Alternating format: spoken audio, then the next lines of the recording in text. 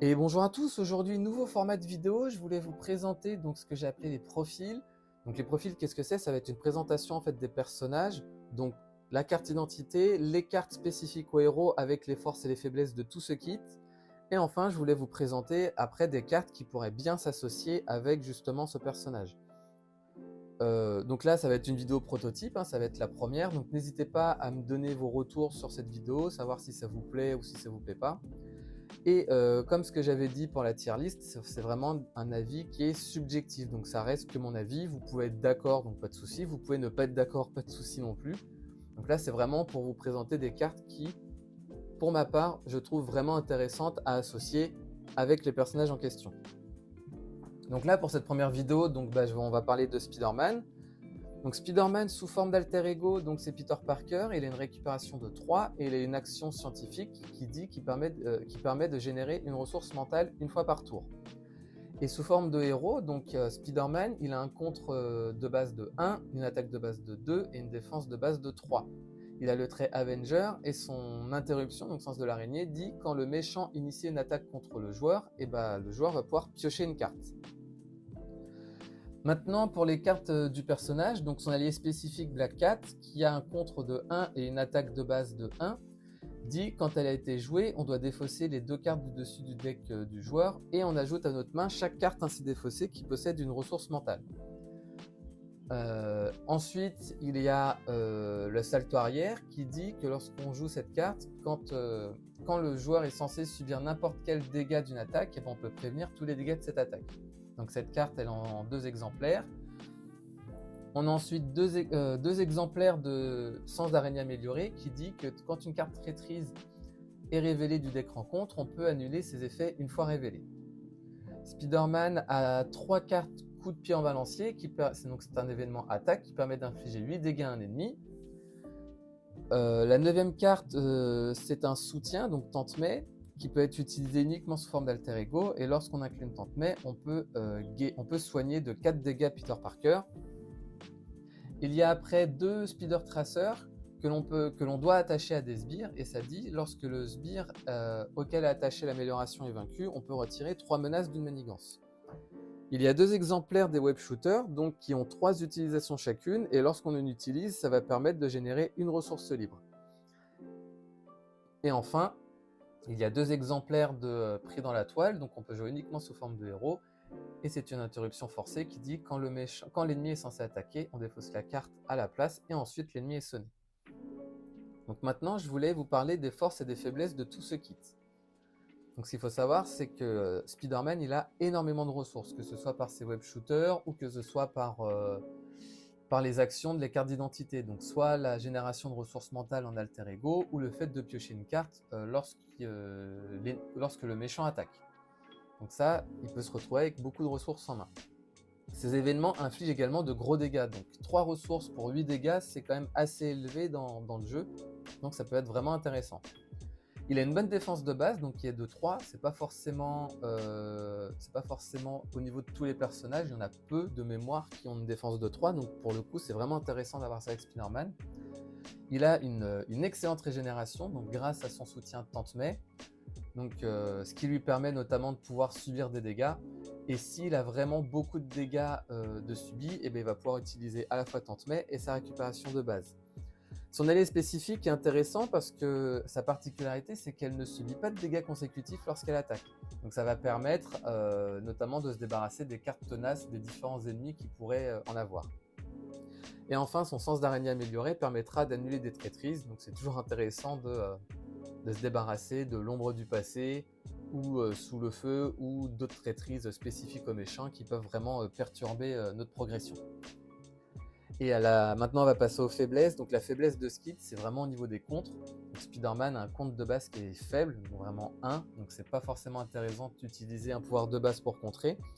Et dans son kit, la seule manière de retirer des menaces, c'est dépendant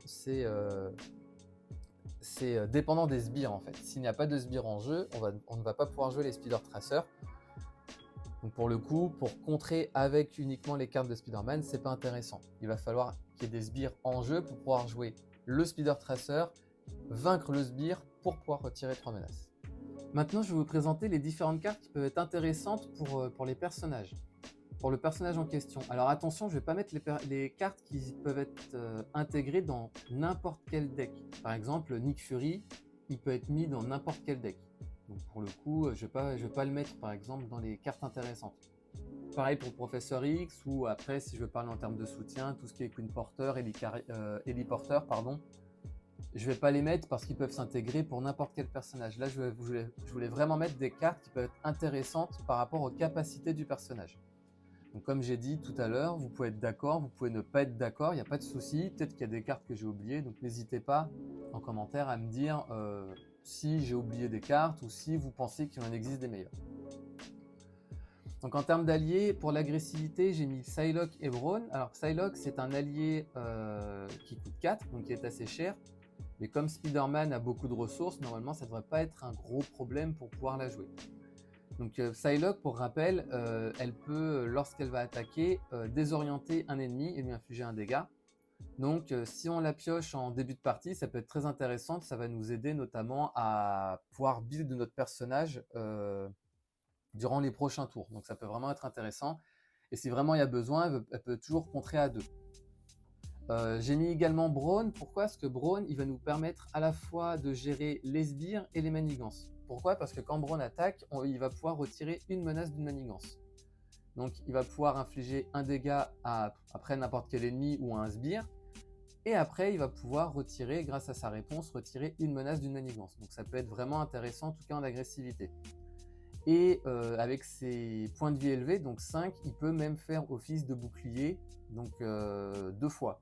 Parce qu'il se peut que l'attaque inflige 4 dégâts, et bah dans ce cas de figure, Brawn a survécu, il va pouvoir nous aider à défendre lors de la prochaine attaque.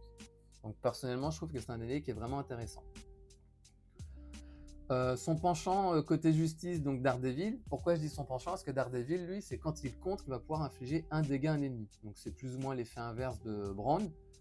Mais Daredevil, il reste toujours intéressant parce qu'il contre à 2, donc c'est vraiment pas mal. Et en plus de ça, il va pouvoir infliger un dégât à un ennemi. Donc ça va permettre soit de terminer un sbire, ou soit retirer une carte tenace, par exemple, d'un ennemi. Et comme sa réponse n'est pas une attaque, ça peut même passer outre le mot-clé garde. Il coûte 4, donc il coûte cher, mais pas forcément pour Spider-Man. Après, au niveau des cartes basiques, je propose 2 alliés, donc Snowguard et Moongirl. Donc Snowguard, en fait, qui est un allié qui coûte 4. Et pourquoi il coûte 4? Parce qu'en fait, quand on la joue, on va pouvoir choisir 3 stats disponibles.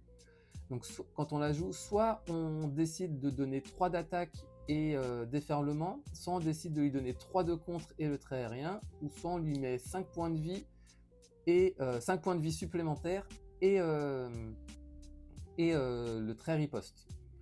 Donc pourquoi Snowguard? Parce que pareil, 4, mais c'est pas forcément cher pour Spider-Man, il a les ressources, et elle va pouvoir nous aider à contrer. Si on choisit notamment l'option de contrer à 3, ça peut être vraiment très intéressant. Si on est en fin de partie, on peut très bien décider de lui donner les 3 d'attaque et déferlement. Et si on sent qu'on a presque plus de points de vie, et ben on lui donne 5 points de dégâts supplémentaires, donc elle passe à 8 et riposte 1. Donc en gros, pour les sbires qui ont les sbires par exemple à qui il reste 1 point de vie et qui attaque à 1 par exemple, et ben pour le coup, Snowguard elle est vraiment intéressante. Par exemple, contre Ultron, elle est super intéressante parce que elle défend à 1 et le drone, ben, il est automatiquement vaincu. Mais là, on va pas parler des méchants, on parle de Spider-Man. Dans tous les cas, ces actions sont intéressantes. Mais pour Spider-Man, privilégiez peut-être plus les 3 de contre et le trait aérien. Ensuite, Moongirl. Donc Moongirl, elle a une réponse. Après qu'on l'a joué de notre main, on peut piocher une carte pour chaque ressource mentale qui a été utilisée pour la payer. Donc comme Peter Parker génère une fois par tour une ressource mentale, et ben en fait, c'est un allié qui est très intéressant. Qu'on peut jouer d'ailleurs, je ne l'ai pas dit, uniquement sous forme de génie. Et Peter Parker, lui, a le trait génie. Donc si on a le Queen Porter qui est en jeu, eh ben, on va pouvoir déjà payer avec 2 ressources mentales, donc celle de Peter Parker plus celle de Queen Porter. Et si après dans notre main on a une autre ressource mentale, eh ben, on va pouvoir, une fois qu'on l'a joué, piocher 3 cartes. Donc c'est un bon moteur de pioche pour Peter Parker. Et enfin, dans l'aspect protection, j'ai choisi 3 alliés. Donc le premier, Jocasta.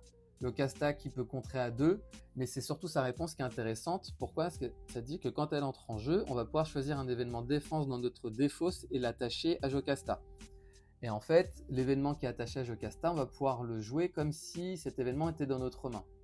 Donc si on a un salto arrière qui était dans notre défausse, et ben quand on joue Jocasta, on peut très bien lui attacher le salto arrière, ce qui fait que quand le méchant va nous attaquer, et ben on va pouvoir rejouer ce salto arrière. Donc c'est vraiment intéressant. Silk, je l'ai mise, pourquoi? Parce que quand on la joue dans notre main, si on a une carte, si on contrôle une autre carte Web Warrior, et ben on va pouvoir se défausser d'une traîtrise. Donc ça, c'est vraiment intéressant, quoi. Si on a une autre carte Web Warrior, que ce soit un allié, un soutien ou même une amélioration que je vais détailler tout à l'heure, et ben ça va nous permettre de nous défausser d'une traîtrise qui nous bloquerait dans notre progression. Donc soit une avancée, l'ombre du passé, ou sous le feu, enfin bref, on peut choisir, du coup c'est super intéressant. Et Scarlet Spider, en fait, il a une interruption intéressante. Pourquoi? Parce que quand un autre personnage Web Warrior est censé subir des dégâts, et ben en fait c'est lui qui va les subir à la place. Donc pour le coup, ça peut être super intéressant. Pourquoi ça peut être intéressant? Parce qu'en fait, ça, je vais peut-être l'expliquer plus après. Mais si Spider-Man, par exemple, s'il a réussi à avoir le trait Web Warrior, et ben s'il subit des dégâts, et ben c'est Scarlet Spider qui va les subir à la place. Et c'est intéressant pour les améliorations que je vais présenter ensuite. Donc maintenant, on va passer aux améliorations. Donc Spider-Man, il a quand même une grosse affinité pour la protection. C'est pour ça que j'ai décidé de mettre beaucoup d'améliorations protection.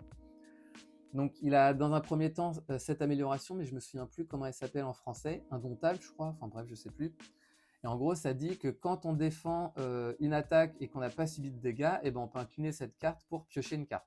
Donc en gros si le méchant il nous attaque, on pioche une carte, on se retrouve avec 6 cartes en main. Et si on défend sans subir de dégâts, et ben on va pouvoir piocher une 7e carte. Donc difficile à ignorer a également un effet si on ne subit pas de dégâts, c'est de retirer une menace de la manigance principale. Donc si on a cette amélioration en jeu et 3 exemplaires en jeu de difficile à ignorer, et ben suite à une attaque, et ben qu'est-ce qui se passe? Et ben on va pouvoir défendre, on ne subit pas de dégâts, donc on va piocher une carte de l'attaque grâce à l'action du sens de l'araignée de Spider-Man, plus une deuxième grâce à Indomptable, et on va pouvoir retirer 3 menaces de la manigance principale. Pour booster la défense de Spider-Man, donc j'ai mis la veste blindée qui permet d'augmenter de 1 la défense. Donc Spider-Man passerait à 4. L'armure électrostatique, elle est intéressante aussi. Pourquoi? Parce que lorsque le personnage défend, il va pouvoir infliger un dégât au personnage qui a attaqué. Donc en gros, c'est l'équivalent d'une riposte, mais uniquement si on défend. Donc ça va nous permettre notamment de mieux gérer les sbires, ou pouvoir, pourquoi pas, se débarrasser aussi des cartes tenaces des différents ennemis qui nous attaquent. Ensuite, on a le sens de l'araignée. Donc, enfin, je crois que ça se dit sens de l'araignée, mais je sais plus. Cette amélioration, en fait, elle dit que quand on est censé révéler une carte rencontre, eh ben, on peut infliger un dégât à un personnage Web Warrior que l'on contrôle. Et si c'est une traîtrise, eh ben, on annule les effets une fois révélés et on défausse l'amélioration sens de l'araignée. Donc, si on revient tout à l'heure à Scarlet Spider, eh ben, au lieu d'infliger un dégât à Spider-Man, on peut l'infliger à Scarlet Spider. Comme ça, c'est lui en fait qui va tanker les dégâts. Et si la carte défaussée c'est une traîtrise, on va pouvoir la défausser. Et enfin, une amélioration qui est sortie récemment, donc qui dit prêt au combat ou prêt pour combattre. Hein, je connais pas trop les cartes en français, excusez-moi. Donc là, on est obligé de la payer avec une ressource physique et ça dit que quand un ennemi est censé attaquer, on va pouvoir défausser prêt à combattre pour passer sous forme de héros et ensuite l'ennemi nous attaque à la place. Donc pour Spider-Man, c'est super intéressant. Pourquoi? Parce que pour rappel, il a beaucoup de ressources sous forme d'alter ego. Donc il a 6 cartes en main plus son action scientifique, ce qui nous permet de nous build. Donc si par exemple on a décidé de rester sous forme d'alter ego, donc le méchant va manigancer une fois. Si on pioche une carte qui fait qu'il va manigancer une deuxième fois, on peut très bien défausser cette préparation. On passe sous forme de héros, le méchant il va attaquer à la place, ce qui fait qu'on aura nos 6 cartes en main. Le fait que le méchant nous attaque va faire qu'on va pouvoir piocher une autre carte grâce à l'interruption de l'araignée, grâce à l'interruption de Spider-Man. Donc on aura 7 cartes en main. Et si on arrive à défendre sans subir de dégâts, on va pouvoir piocher une 8e carte et potentiellement retirer 3 menaces de la manigance principale. Donc cette carte, en fait, actuellement, elle est vraiment super intéressante pour Spider-Man. Et enfin, j'ai mis 3 améliorations basiques. Donc la première, inventivité, qui permet de générer une autre ressource mentale et on ne peut la jouer uniquement que si on a le trait génie. Donc si Spider-Man, si on est sous forme de Peter Parker, et ben on peut jouer cette carte. Comme ça, Spider-Man, sous forme d'alter ego, il va pouvoir potentiellement générer 2 ressources mentales pour Moon Girl, par exemple. Il y a l'amélioration, les guerriers de la toile, je ne sais plus comment elle s'appelle. Donc on peut la jouer uniquement si notre identité a le mot Spider dans son titre. Et le personnage attaché gagne le trait Web Warrior. Donc en fait, c'est cette amélioration qui permet de donner le trait Web Warrior à Spider-Man. Et ensuite, ça dit quand un personnage Web Warrior quitte le jeu, et ben, le personnage attaché gagne plus 1 d'attaque jusqu'à la fin de la phase. Donc du coup, on peut très bien utiliser le contre ou l'attaque de base d'un personnage Web Warrior. S'il est vaincu à cause de ce dégât consécutif, eh ben, ça va booster l'attaque de 1 du personnage attaché, ici Spider-Man. Et enfin, donc spécialiste de la défense, que l'on peut jouer uniquement si on déjoue une manigance annexe de joueur. Et en fait, cette amélioration, elle donne plus 1 de défense à Spider-Man, donc il pourrait passer cette fois-ci potentiellement à 5. Et quand le personnage défend, eh ben, il va pouvoir piocher une carte. Donc si on refait la même séquence que tout à l'heure, on est à 6 sous forme de héros. On utilise cette amélioration pour... on est sous forme d'alter ego, pardon. Le méchant va manigancer. On peut très bien utiliser cette amélioration pour passer sous forme de héros. Le méchant attaque, on va piocher une carte, on va se retrouver avec 7 cartes en main. On défend sans subir de dégâts, on va pouvoir piocher 8 cartes, 9 cartes et retirer 3 menaces de la manigance principale. Donc ça, c'est vraiment Spider-Man, comme j'ai dit tout à l'heure. Déjà, à la base, il a beaucoup de ressources. Alors là, avec ces améliorations, il peut en avoir encore plus. Et enfin, pour l'aspect agressivité, j'ai décidé de mettre le canon portatif. Pourquoi? Parce que ça va permettre de booster l'attaque de Spider-Man pour chaque attaque. Donc il va pouvoir attaquer à 4 ou potentiellement à 5 s'il a cette carte en jeu.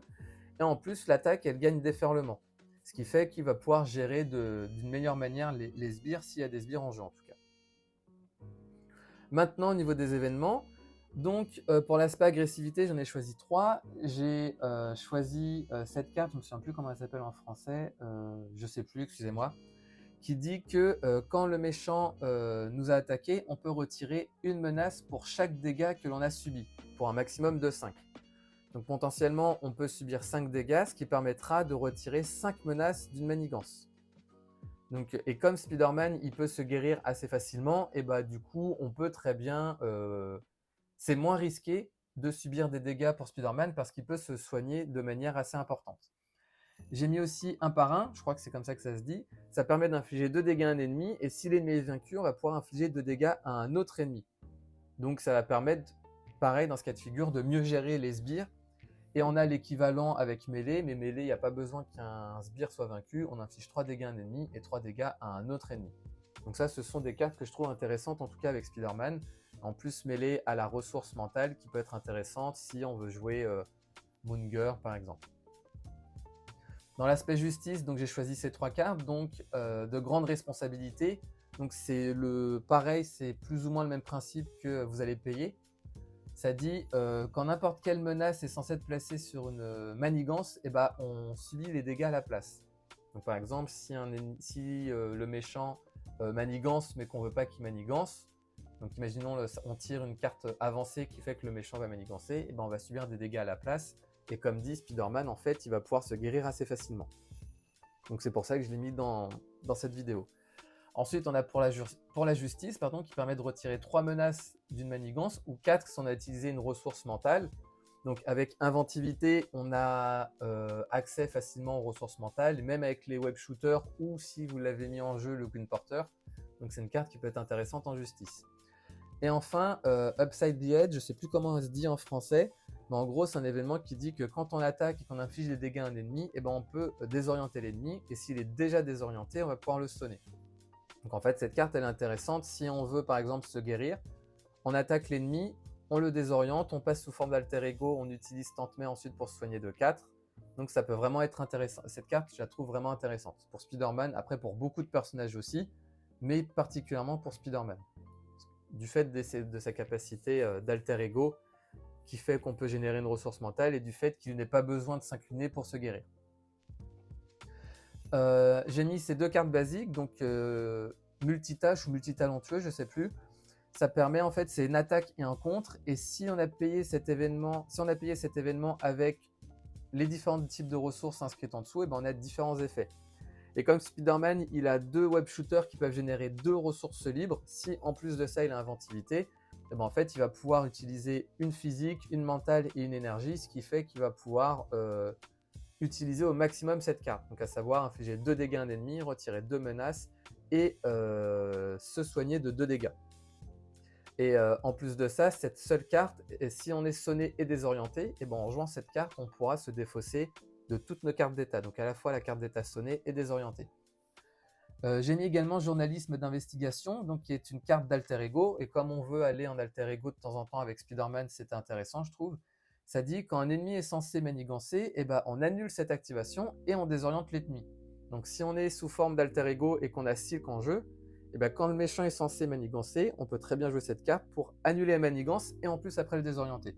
Donc c'est vraiment une carte, j'aime pas trop généralement les cartes équipes comme ça, mais celle-là je la trouve vraiment intéressante. Et enfin pour Spider-Man, dans l'aspect protection, j'ai choisi rester derrière moi et provocation. Pourquoi? Parce que rester derrière moi c'est une carte qui vaut 1, et ça dit quand une carte traîtrise est révélée du deck rencontre, et ben on annule les effets une fois révélés et le méchant nous attaque à la place. Donc si on avait un allié en jeu qui avait défendu lors de l'attaque précédente, eh ben on peut très bien utiliser rester derrière moi pour annuler pareil une ombre du passé, un plan machiavélique, enfin bref, n'importe quelle traîtrise qui pourrait nous gêner fortement. Et comme Spider-Man, eh ben, quand il défend, il peut avoir plusieurs bonus, je me suis dit que ça pouvait être intéressant de mettre cette carte-là. Et j'ai mis provocation, pourquoi? Parce qu'en fait, provocation, ça permet, en fait, ça va forcer le méchant à attaquer. Et les alliés ne pourront pas attaquer suite à cette provocation, mais comme on a vu tout à l'heure, Spider-Man il a quand même une grosse affinité à la défense. Donc qu'est-ce qui va se passer en fait? On va jouer provocation, ce qui fait que le méchant va nous attaquer. Grâce au sens de l'araignée, on va piocher une carte avant l'attaque. Ensuite le méchant va attaquer, donc on va pouvoir défendre, oui. Et une fois qu'on aura défendu, si on n'a pas subi de dégâts, on va pouvoir potentiellement piocher une voire 2 cartes avec les améliorations qu'on avait vues précédemment, donc spécialiste de la défense et indomptable. Et en plus, grâce à la provocation, on va pouvoir ensuite piocher 3 cartes. Donc potentiellement, on va pouvoir, si on a une carte de 5 dans notre main, si on a un générateur de ressources, on va jouer provocation, donc on a 4 cartes en main. On en repioche une suite au sens de l'araignée, donc on se retrouve à 5. Le méchant va attaquer, si on défend sans subir de dégâts, on va en piocher 2 autres, donc on va passer à 7. Et grâce à provocation, on va en piocher de nouveau 3, donc on va se retrouver avec une main de cartes de 10. Donc du coup, je vous laisse imaginer tout ce qu'on peut faire avec une main de 10 cartes. Et enfin, au niveau des soutiens, donc j'ai choisi donc Toile de la vie et du destin, qu'on peut jouer gratuitement uniquement si notre identité a le trait Web Warrior. Et après qu'un allié Web Warrior ait quitté le jeu, on peut choisir un joueur et on pioche une carte. Je ne l'ai pas dit, mais dans les événements, il y a l'événement dans le Spider-Verse, je ne l'ai pas mis parce qu'en fait, cette carte, on peut la mettre pour n'importe quel personnage Web Warrior. Mais potentiellement, on peut la mettre. Et donc cette carte, ça va encore être un moteur de pioche. Hein. Si on décide de défendre avec un allié Web Warrior, on va pouvoir piocher une carte. En soutien, j'en ai mis plusieurs. Donc j'ai mis Dr Sinclair. Donc Dr Sinclair, ça nous dit on peut l'incliner et dépenser une ressource mentale, donc uniquement sous forme d'alter ego. Ça va nous permettre de nous soigner de notre récupération. Donc comme Spider-Man a une récupération de 3, on va pouvoir se soigner de 3 grâce au Dr Sinclair. Et en plus de ça, on va pouvoir se défausser d'une carte d'état. Donc en gros, Dr Sinclair, c'est comme plus ou moins comme Tante May. On va pouvoir incliner Dr Sinclair et dépenser une ressource mentale, donc celle que l'on a grâce à l'action de Peter Parker scientifique, et ça va nous permettre de nous soigner de 3, et en plus de ça, de se débarrasser d'une carte d'état. Donc ça peut être intéressant, parce qu'on soigne de 3, avec Tante May on soigne de 4, donc on peut soigner à 7, et ce sans s'incliner. Donc c'est vraiment une carte qui est intéressante pour Spider-Man, sachant qu'en plus il peut générer une ressource mentale sous forme d'alter ego. Donc cette carte elle est vraiment intéressante pour lui. J'ai mis je sais plus comment elle s'appelle, mais en gros le repère d'Angel, qui fait qu'à chaque fois qu'on défend, on va pouvoir placer un jeton sur ce repère. Et quand on est sous forme d'alter ego, et ben on peut retirer chaque jeton que l'on a mis à chaque fois que l'on a défendu pour se guérir de 1 dégât pour chaque jeton retiré ainsi. Donc imaginons on a 5 jetons sur cette carte, et ben quand on est sous forme d'alter ego, on va pouvoir retirer chacun de ces jetons pour se soigner de 5. Et en plus, si on a tente mais, on peut se re-soigner de 4, donc ça peut être intéressant. Et comme avec Spider-Man en protection, ou même pas forcément en protection, on peut souvent, en protection dans ce cas de figure, pardon, comme on va souvent défendre, et bah du coup cette carte elle va souvent être remplie. Donc ça peut être intéressant si on veut se guérir assez rapidement. Et en plus, grâce à cette carte, et bah du coup on va se dire cette attaque, peut-être que cette tour-ci je vais pas la défendre, je vais encaisser pour pouvoir me soigner ensuite. J'ai mis équipe médicale, ça c'est l'équipe médicale, c'est par rapport notamment à Scarlet Spider. Donc le combo Scarlet Spider et le sens de l'araignée. Donc Scarlet Spider, comme on a dit tout à l'heure, pardon, il va subir un dégât à la place de n'importe quel autre personnage Web Warrior. Et si on a le sens de l'araignée en tant qu'amélioration, qui dit que quand on doit subir un dégât, et si la carte défaussée c'est une carte traîtrise, et ben on défausse la carte traîtrise et l'amélioration. Si à chaque fois c'est un sbire ou un attachement qui est défaussé, et Scarlet Spider aura subi ses dégâts, et l'équipe médicale ça va permettre de le reguérir. Donc ça peut être, je trouve que c'est une carte qui est intéressante pour soigner les alliés en tout cas avec Spider-Man, et pareil avec Snowguard. Donc si on veut garder l'allié Snowguard en jeu afin qu'elle puisse contrer A3 tout le temps, et l'équipe médicale ça va permettre de la maintenir en vie plus longtemps. Donc pour Spider-Man en tout cas je trouve que c'est une carte qui est vraiment intéressante. Et enfin, si on joue en justice, le fait qu'il ait un faible contre, et le fait de pouvoir utiliser équipe de surveillance, je trouve ça intéressant. On peut en jouer 3, ça va permettre de retirer pas mal de menaces. Et comme ce n'est pas une action d'alter ego ou de héros, on va pouvoir retirer des menaces sous n'importe quelle forme. Donc c'est pour ça que j'ai décidé de mettre équipe de surveillance. Donc maintenant que j'ai présenté les cartes que je considère étant bonnes pour Spider-Man, je voulais vous proposer en fait la main de départ qui peut être intéressante pour Spider-Man. Donc voici les cartes que moi je propose en tout cas. Donc je propose Indomptable, pourquoi? Parce que si on arrive à avoir cette carte en main de départ, le fait de pouvoir la jouer, ça va potentiellement nous permettre de piocher plusieurs cartes, et ce dès le début de la partie. Donc Moon Girl pareil, ça peut être intéressant, hein. Je rappelle Moon Girl qui dit qu'on peut piocher une carte pour chaque ressource mentale que l'on a payée pour jouer Moon Girl. Donc si on la joue dès le début, sachant qu'on est déjà sous forme d'alter ego, donc on aura le trait génie, et que Peter Parker il a une action qui permet de générer une ressource mentale, c'est un allié qui peut vraiment être intéressant en tour 1. Dr Sinclair également, donc elle peut être intéressante à jouer en tour 1. Pourquoi? Parce que si au début de la partie on défend mais qu'on subit des dégâts, et en fait le fait de pouvoir la jouer dès le premier tour, ça va nous permettre de pouvoir nous soigner assez rapidement durant la partie. Donc provocation pareil, hein, je l'ai mis pour le moteur de pioche, donc dès le début le fait de pouvoir piocher 3 cartes ça peut être intéressant. Les web shooters, donc j'en ai mis un, mais après les deux s'ils sont là après c'est à vous de voir, hein. Mais le fait d'avoir un générateur de ressources en tour 1 sous forme de héros, ça peut être intéressant. Et tout à l'heure j'ai parlé du Dr Sinclair, mais le fait de pouvoir jouer Tante-May en tour 1, ça peut être très intéressant parce que ça va nous permettre de nous soigner plus facilement au cours de la partie. Donc voici les cartes que je propose pour les mains de départ. Évidemment, je n'ai pas parlé des doubles ressources, hein, c'est toujours intéressant d'avoir une double ressource en tour 1. Là, je parle vraiment des cartes que j'ai présentées durant la vidéo qui peuvent être intéressantes en tour 1. Et pareil, peut-être qu'il y en a d'autres que j'ai présentées tout à l'heure, mais qui, vous pensez plus intéressantes en tour 1. Dites-moi si c'est le cas. Donc voilà en tout cas, moi, les cartes que je propose. Donc voilà pour cette vidéo, cette première vidéo profil. Donc comme dit, c'était un test, hein, peut-être qu'il y a eu des coquilles, j'ai pas forcément fait attention. Dites-moi ce que vous avez pensé de ce format. Si vous avez trouvé ça intéressant, je pense que j'en ferai d'autres. Si c'est pas le cas, je sais pas si je continuerai. Mais en tout cas, moi j'ai beaucoup aimé faire la présentation là. Et voilà, donc dites-moi ce que vous avez pensé de cette vidéo. Dites-moi si vous êtes d'accord avec moi ou même si vous n'êtes pas d'accord avec moi. Est-ce que vous pensez à d'autres cartes? Si oui, lesquelles? Donc pas de souci, je serais curieux d'avoir votre avis. J'en profite pour vous remercier encore également pour tout le soutien que vous me donnez. Je vois par exemple la vidéo tier list, je pensais pas que ça allait faire autant de vues.